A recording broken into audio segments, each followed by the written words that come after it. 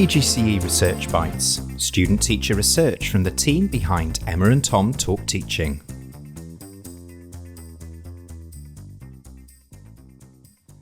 Hello and welcome back to another episode of PGCE Research Bites, where we bring to you some of the very best student-teacher research from the Cardiff Partnership for Initial Teacher Education. And I'm joined today by Ella Cleary, who's from our PGCE Secondary Biology programme. Welcome. Hello. Nice to have you here. Yeah. And we're talking about the first assignment on the PGCE, which is one where we have to take a topic from school, read up from the literature and come up with recommendations for the school. So I guess the first thing to tell us is, what topic did the school give you that you decided to choose, and how did you narrow it down to something that you could kind of tackle?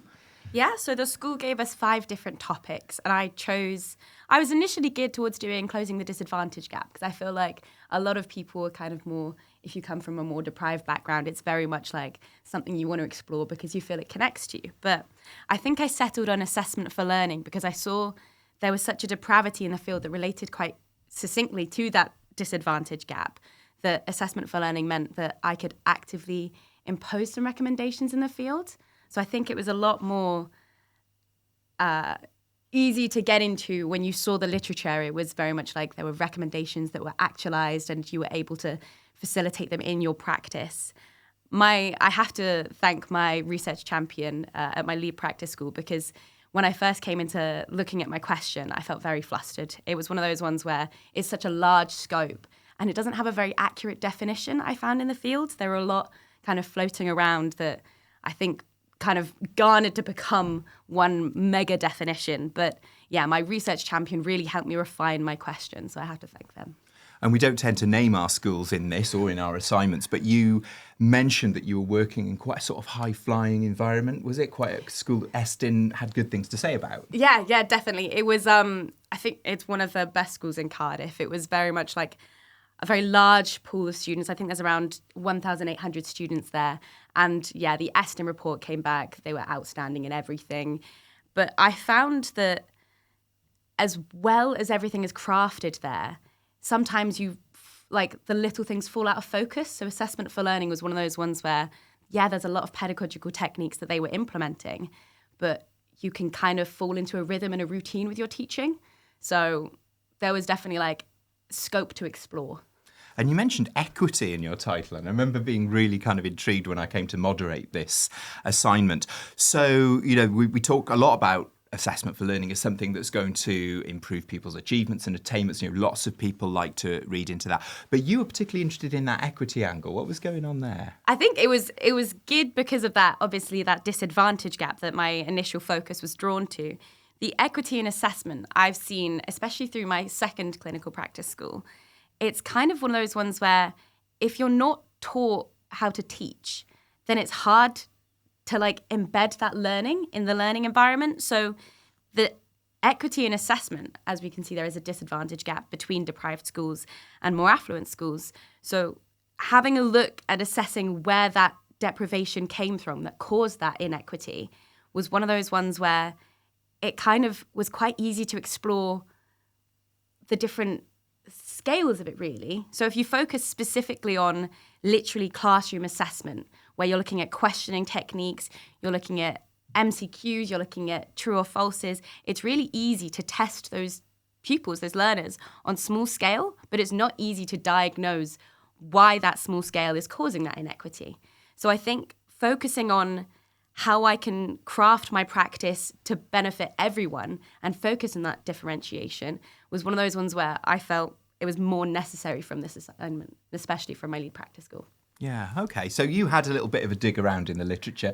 And I think in common with lots of people who look at assessment for learning, you very quickly come across 2 important names, which is Black and William. So What did you find from the mighty Black and William? Yes. So I kind of fell victim to, I think, looking mostly at books when I was going through my assignment. I think it's one of those things that people are really scared to do, to just sit down and read a full book on pedagogy. Some of them were 90 pages. I know Jones's was very good, and that was obviously derived from William and Leahy.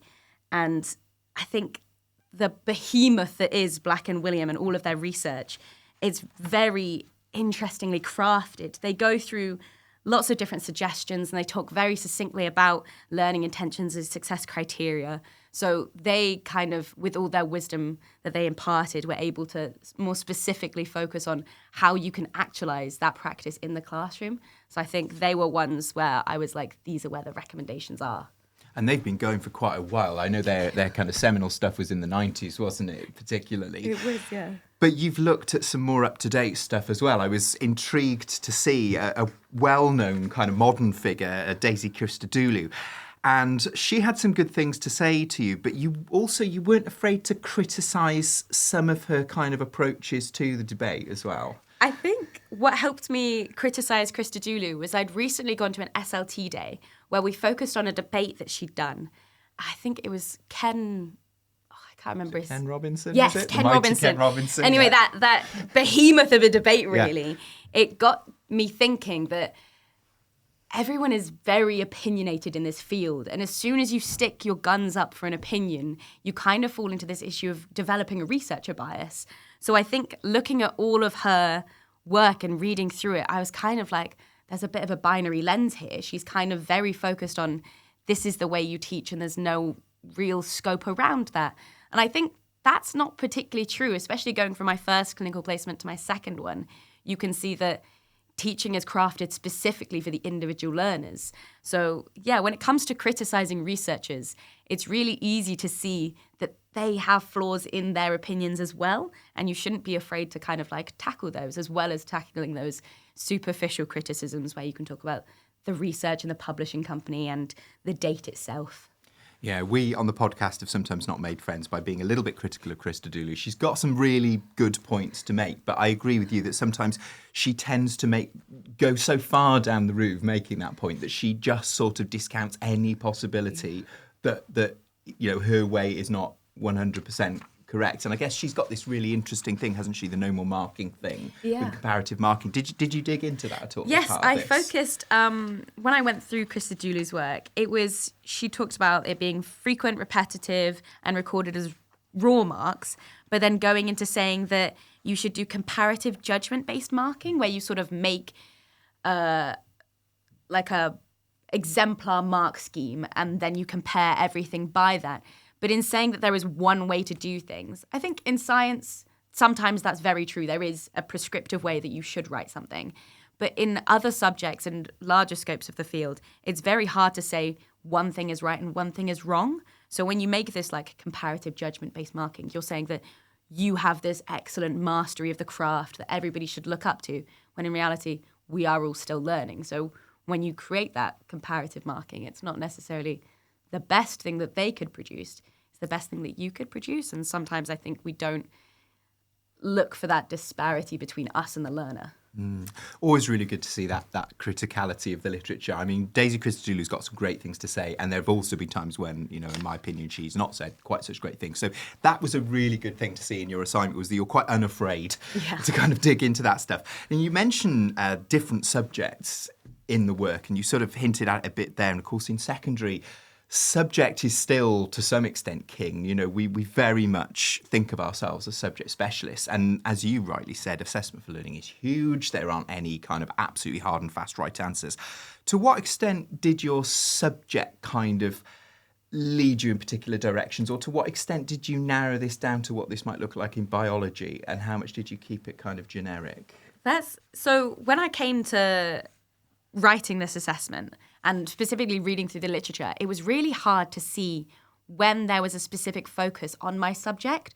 So there's a plethora of research out there that's very generic and talks in specificity about recommendations, but they don't talk necessarily about what that looks like in your classroom, which is kind of where you have to put that like intuitive individualism and your subject specificity into it. So I found in Jones's research that they talk about case studies that focus in on the science classroom. So that was very easy to make it real for myself.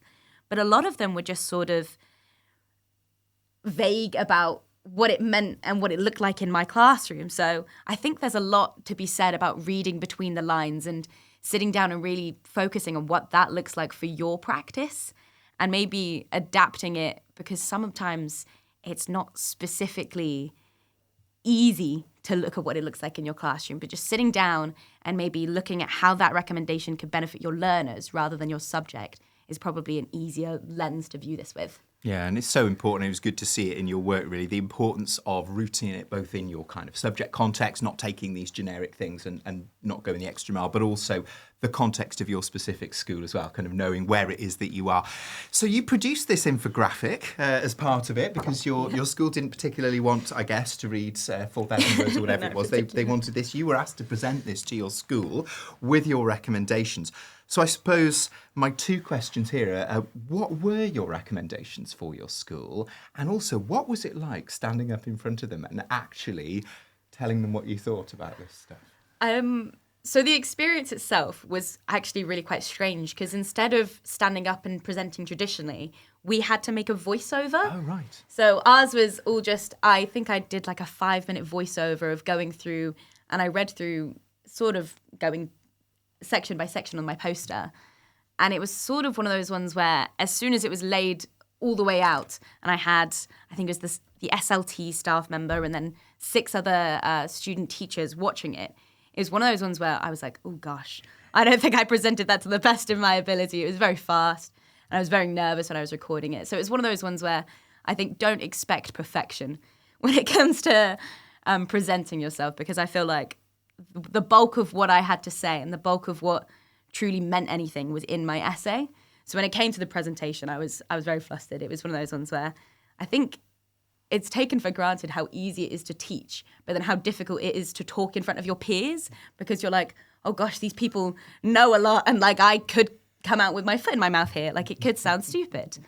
But in terms of the recommendations, it came out that the forward-focused feedback was one of the most beneficial things that learners can garner from. And most specifically, I think it was, where was it? It was Black and William, obviously, who suggested a specific, I think we do it in my clinical practice school, my second one, called DIRT, where it's directed independent reflection time. And this is a set either lesson or a set period of time where you literally sit down and you focus on the feedback from your assessment. So you actually look at it and you take in what the deficit was that you had and any misconceptions you potentially looked at and any way that you could refine your craft as a learner after that. So that was one of the focuses that I then pushed into my lead practice school. Another thing that we looked at was making those learning intentions and that success criteria apparent for the learner. Because it's one of those ones where we're already doing it. It's already in our Pebble pad. We're already aware of it. It could be a slide on your PowerPoint presentation, but you have to make that real for the learner. And I think that was something that we thought we were doing, but we weren't really doing. So one kind of intuitive thing that it wasn't necessarily a recommendation from the literature, but something I sort of interpreted was creating this checkpoint 5 minutes before the end of a lesson, where we literally had the success criteria or the learning intentions on a slip of paper, and throughout the slides, you can integrate just which learning intention or which success criteria you're hitting with that learning. So allowing the learner to see physically where they're hitting that learning and where they're achieving that, and then marking themselves against it, created a situation in which they were kind of autonomous over their own learning. They were capable of then looking at themselves and being like, oh, I've learnt this today, and that means this. And now I can evaluate, or I can reach those higher levels of Bloom's taxonomy. So yeah, that creating the creation of a checkpoint to mark yourselves against when you're doing learning and success criteria. In terms of what assessment for learning looked like, though, a lot of the recommendations focused on making it really easy, like those easy questioning techniques that you can implement that you're not even focusing on are difficult, like the MCQs, the multiple choice questions, or the true or falses, or just simple like questions that you can ask, like strategic questions that you've pre-planned, but you know there's going to be a misconception in your lesson. I think that's really easy to identify in science when there's going to be a misconception. But if you have those questions prepared and you're already ready with the answer for what the kids are going to ask you, then it makes it far easier to constantly be aware of the classroom. Because that's one thing, like if you get bogged down in answering a question, you can lose all sight. And teacher focus is one of those things where you've got to be constantly aware of. I think that might have been like the main recommendations that I had. Yeah, looking at them, I mean, you made a really good point at the start of this, which is that it's very easy to kind of forget aspects of our practice. There's so much going on when we're teaching. It's very easy to sort of let things slide a little bit. What we've not got here is kind of anything that lots of teachers have never heard of before. But what we have got is such a lovely, neat collection of what is really, really good teaching practice. Taking one example, the idea that feedback should look forwards rather than backwards. And that's something we often have to reinforce with ourselves when we're observing lessons. Instead of saying, oh, well, that should have been longer, that should have been shorter, that should have been... It's more about what's going to happen as a result of that going forward. So I suppose my question really is, what did it do for you as a teacher to do this process of research? Because obviously you were practicing teaching, doing lots and lots of lessons at the time, but then you did this project. What did that actually do for you as a teacher? I think coming out of it and seeing all these recommendations, I was like, why am I not already implementing this in my practice? It was almost like I did the assignment. I took a week and then I was like, hold on. I've created a full checklist on things that I'm recommending for my lead practice school, but I haven't yet implemented them into my practice, which was completely pointless to do the assignment. So I then sat down about a week after submitting and was like, okay, if I've got an assessment lesson coming up or if I've got a dirt lesson coming up, how do I forward focus this feedback? How do I give them something that they can work on towards maybe refining their learning and making them more autonomous as learners? Because I think the real goal of learning is creating a learner who is achieving those four purposes, but they are independent in achieving them. So I think we fall into this kind of spoon feeding sometimes. So when we create this forward focused feedback, we're not then reflecting on what they've done badly. We are creating an opportunity for them to grow themselves.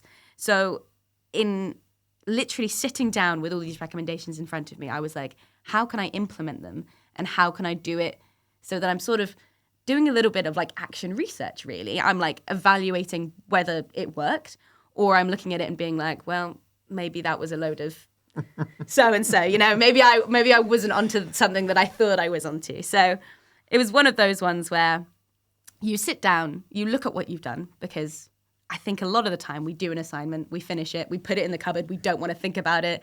The marks come back, oh, it's lovely, it's joyous, or it's awful. So really getting down into what I was recommending and then implementing that in my classroom was, I think, the next step from this. And it's hard to see the future, I suppose, but as we're sitting recording this, you're very nearly at the end of your PGCE. You're just about to get that coveted qualified teacher status and head off onto what we hope is a long and glorious career as a biology teacher. How do you see this sort of research inquiry type of thing fitting into your practice in future? Have you got anything you particularly like to do, or can you imagine doing this once you leave this place? So I really enjoyed doing my assignment too. We've just posted that in. That was, I think, last week or the week before. And I focused on that in dual coding, which is really funny because a lot of the poster there is actually dual coded and I didn't even realise it. So in my future career, I think when I did this and then when I did my assignment too, I realised that I really enjoyed actually researching what I was doing and why it worked. So I think it's one of those ones where if you sit down and you constantly have a book on pedagogy, the one that I have right now is Teach Like a Champion 3.0. We'll recommend that till the day I die. It's one of those ones where if you're constantly up to date with the literature, it's really easy to see and evaluate and refine your practice. And I think it's something that we take for granted because as soon as you get into a routine, and I've noticed it in a lot of schools, a lot of teachers will be happy with the routine of their practice and they won't be experimental or try something new. And so in being a student teacher, you kind of have this grand opportunity to try everything that works and everything that probably doesn't work. So in keeping up to date with literature and keeping up to date with any refinements that you could make to your practice, even if that means going on social media. I know that Impact for Wales, yeah. Yeah, they have some great infographics that have informed my practice and been like, oh, that's a change that I could make and literally impose in my lessons. And it would take maybe 20 minutes of researching. It would take 20 minutes of implementation. And that's time that sometimes you don't have in the day, but more often than not as a student teacher, you do. So I would recommend keeping up to date with the literature, even if it's one of those ones where it's just 5 minutes a day or 5 minutes a fortnight, where you just kind of sit down and you'd be like, what did I do this week? And did it make a difference? And what can I do next week to make a difference? And last question, I promise, but lots of people who listen and watch listen to and watch these are people who are about to do this assignment. So we always like to ask somebody who's on the other side of it what their top tip might be for the people that come afterwards. Yes. So my top tip is mostly about criticality. When you look at your assignment, it's really easy to just sit down and say what they've said, because that's one thing you could do with AI. You can literally put it into the assignment generator, be like, what does it say? And then come up with this grand scheme of all the recommendations are there, all of the foundational base of theory is there. But what you severely lack, and what I thought a lot of my peers' assignments lacked when I read through a few of them, was nobody really was strong enough to criticize quite a lot of those influential figures, which is when I was going through Christodoulou's research, I felt a bit nervous writing it, especially in a confident tone. But it's one of those ones where as soon as you've read enough literature, you become quite aware of the focus and the narrative that a lot of researchers are trying to drive. So I think if you sit down and you look at criticality in terms of the publisher, you look at the person itself, you look at the date. But another thing is, don't let the date of something hold you back. I used one reference, and I think it was from like 1978. And that was, I think it was Harlan and James from 1978. And I then referenced the fact that it was an older piece of research, but I was using it mostly for its theory and how it connected to Ramprasad and the key processes in learning. So I think focus on fit theory when you're developing your introduction, because there's no harm. And you've just probably been taught about constructivism and social constructivism and cognitive science. And then focus on criticality, and don't be afraid to say, I think this research is doing something amazing here. Is it relevant to right now? Potentially not. Or I think this research is being a bit binary with their focus, and they potentially haven't looked at the scope of the entire classroom when they've done this. So yeah, I'd say don't be afraid, have a confident tone, and focus on theory. Lovely. Thanks, Ella. Well, there's loads there for anyone listening or watching this. There's a nice example of how reading and research, which can sometimes be seen as a little bit detached from the classroom, has done a really good job of really focusing down on what is really good teaching practice. It's some really nice advice for people on criticality there, and even a shout out to our friends at Impact Wales. So this one's got absolutely everything. Thanks, Ella, for joining us for this one. And I hope you found that useful. Thanks for watching or listening, and we will be back with another PGCE Research Bite very soon.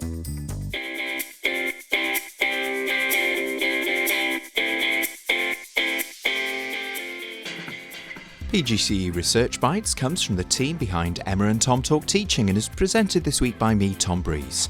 It showcases the best student-teacher research from the Cardiff Partnership for Initial Teacher Education. Thanks to Ella Cleary from PGCE Secondary Biology, who joined us today to share her research. Podcast artwork is by Beth Blandford and the music is by Cameron Stewart. Technical support from Peter Lambin and the studio manager is Adrian Rapps. PGCE Research Bites will be back soon.